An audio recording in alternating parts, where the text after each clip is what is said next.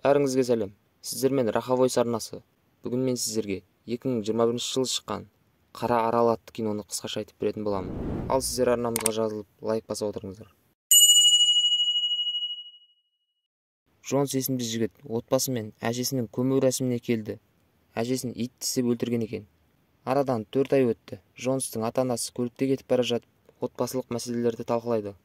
Күтпеген жерден жолдың алдынан көлік пайда болады. Және еркек соғысып қалмас үшін рөлді шетке бұрып, ағашқа барып соғысады. Бұл авариядан соң ешкім аман қалмайды. Джонс ертеңіне ата-анасын көмеді. Достары Фло, Джо және Нина жігітке көңіл айтуға келеді. Жігіттің сағы сынып әбден қайғырады, ал Нина оны тынышталдыруға тырысады. Кейінірек бабасы Фредериктің үйіне жиналады. Және бабасы немересінің қасына барып, әпшесінің үйіне қайтпай, 18 жасқа толғанша олармен бірге аралда қалуына болатынын айтады. Арадан 1 жыл өтті. Джонс өз қайғысын ұмытты. Ол енді достарымен көңіл көтеріп, олармен мектепке барады. Сабақ үстінде бөлмеге кірген әйел оқушылардың сыртқа шығуын сұрайды. Әйел оқушыларға ағайлар қайтыс болғанын айтып, енді неміс тілінен өзі сабақ беретінін айтады. Сабақтан соң сөйлесіп отырған жігіттердің алдына келген Хелена олардан бүгін түнде бос уақыттарын сұрап, жаңадан көшіп келгендіктен жиһаздарын көтерісуге көмек сұрайды. Бұл сөзді естіген Нина дереу келісе кетеді. Достар жиналып мұғалімнің үйіне жол тартады. Үйге келген жігіттер шкафты реттеумен болады. Нина басқа жұмыспен айналысады. Кладовкаға кірген қыз бір чемоданды табады. Онда Малировка деп жазылған екен.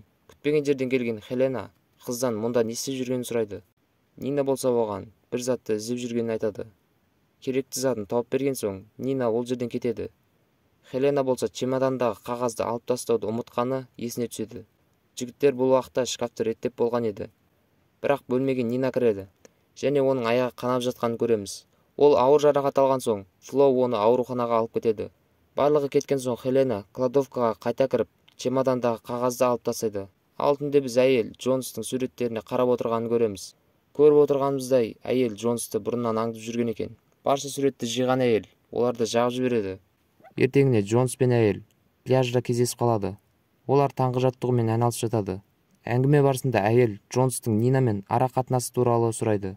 Ал жігіт онымен жай ғана дос екенін айтады. Сабақ уақытында Хелена оқушыларға өлең жазу тапсырмасын береді. Сабақ аяқталған соң Нина үй тапсырмасына көмек сұрау үшін Джонсқа келеді. Келесі сабақта Нина шығармасын оқып береді. Және Хелена бұны қыздың өзі жазбағанын сезіп қалады. Ол бұл туралы Джонстан сұрайды. Және жігіт Нинаға көмектескенін мойындайды. Оқытушысы болса жігітті әбден мақтайды да, оны таланттысың деп басына шығарады. Әйел одан басқа да жұмыстарын көрсетуін сұрайды. Сосын келесі кадрда біз Хеленаның үйіне барамыз. Бұл уақытта бақшасына қарап жүрген әйел Джонстың бір хатты үйінің поштасына тастап кетпекші болып жатқанын көріп қояды. Ол дереу жігіттің алдына жүгіріп барып, поштаның ішіндегі хатты алып, жігітті үйге кіруін сұрайды. Бақшаның жұмысынан соң әйел душқа түседі. Жігіт болса есіктің артынан аңдып тұрады. Бірнеше сағаттан соң Хелена жігіттің жұмыстарын оқып шығады. Және жігіт оның ойын сұрайды. Әйелдің әсерленгенін көреді де, оның көзіндегі жасын сүртіп, әрі қарай сүйісіп кетеді. Әйел болса пататаны күткен екен. Ертесіне азанда мектепке бара жатқан Джонс Хеленаны көреді. Және кешегі болған оқиғаның қате болғанын айтады. Жол жөнекей олар Нинаның қасына өтіп кетеді. Және қыз көргенде таң қалады. Сабақ уақытында Джо мен Нина мұғалімдерінің біртүрлі әрекеттерін байқап қояды. Кейінгі кадрда Нина жігітке анасының бөлмесін тазалауға жәрдем береді. Жақындарынан айырылғаны есіне түскен жігіт болса жылай бастайды. Нина оны жұбатып құшақтайды. Сосын кино заңдылығы бойынша олар әрине сүйіседі. Және қыз мен басқа жақындарым сияқты ерте кетіп қалмаймын деп айтады. Сол күні кешке семинар болып өтеді. Тост айтуға шыққан Фредерик шашы жалбыраған Хеленаны шетте тұрғанын көреді. Дәл елесті көргендей болған еркек қорыққаннан талып қалады. Джонсон болса оған жәрдем береді. Түнде Фредерик ақыры есін жияды. Нина болса жігітке бабасы сол кезде Хеленаны көргенін айтады. Ал жігіт оған сенбейді. Көңілсіз қыз үйіне кетіп қалады. Сол түні Джонс Хеленамен бірге ұйықтайды. Таңертең әйел үйден шығады. Бірақ оны Нина көріп қояды. Ашуланған қыз тіске басарларды есіктің алдына тастап кетеді. Бірнеше сағаттан соң бірге пляжда жүгіріп жүрген құрбылар әңгімелесіп жатады. Нина болса көргендерін айтып береді. Ал Джо бұрын дәл Хеленаға ұқсаған мұғалімі болғанын айтады. Сол күні Джонс мектепке бара жатады, бірақ бабасы одан бармауын сұрайды. Жігіт бұған себеп мұғалімім мас па деп сұрайды. Бірақ Фредерик ондай емес дегендей белгі береді. Джонс бабасына Нинаның көргенін айтады. Бірақ бабасы ол қателескен шығар дейді. Және жігітке қыздың қалдырған затын береді. Мұны көрген жігіт таңертең үйден шыққан Хеленаны Нинаның көргенін түсінеді. Мектепте Нина кітапханада тұрған ескі альбомдарды ақтарып жатады. Және басқа есіммен жазылған Хеленаның суретін көреді. Күтпеген жерде мұғалім кіріп келеді. Нина одан неге бұл аралға келгенін сұрайды. Нина көргендерін жігітке айтып беретінін сезген Хелена оны бірден өлтіріп тастайды. Бұл уақытта Джонс Нинаны іздеп жүрген болатын. Хелена оны кері қайтарып жіберіп, өлі денеден құтылмақ болады. Ол қыздың денесін пердеге орап, машинасына салып алады. Жолда кетіп бара жатып, қыздың велосипедін ұмытқаны есіне түсіп, артқа қайтады. Пляжға келген Джонс қыздардан Нина туралы сұрайды. Және оған қызды таңертең ғана мектепте көргенін айтады. Бұл уақытта пляждың басқа жағында жүрген Хелена қыздың денесін жасырып жатады.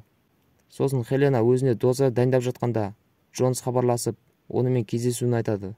Екеуі кездескенде Джонс Нинаның жоғалғаны туралы айтады. Хелена болса қыздың таңертең көргеніне қызғанып жатқанын айтып, достармен бірге қалуын сұрайды. Бірақ Джонс оны тыңдамай, онымен сүйісе бастайды. Және әрине түнді бірге өткізеді. Ертесіне бабасы Джонсты оятып, Нинаның өлі денесін пляждың жанынан тапқанын айтады. Олар пляжға келгенде айқайлап жылап жүрген Нинаның анасын көреді. Фредерик болса тағы талып қалады.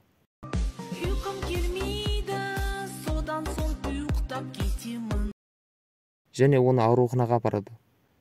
Кейінірек Джонс пен Флой екеуі Нинаның өз-өзіне ешқандай зиян тигізбегенін түсінеді. Мектеп кітапханасына кірген Джо жігіттерге өз күдігін айтады. Олар кітаптарды ақтарып отырып, онда парақтың жыртып алынғанын көреді. Бұдан соң мектеп сайтынан мәлімет іздей бастайды. Және Фредериктің Мария Ротпен түскен суретін табады. Балалар қыздың шөгіп кеткенін біліп алады. Бұл уақытта Хелена Фредерикті көруге келеді. Және қария оған қорқынышты көзбен қарайды.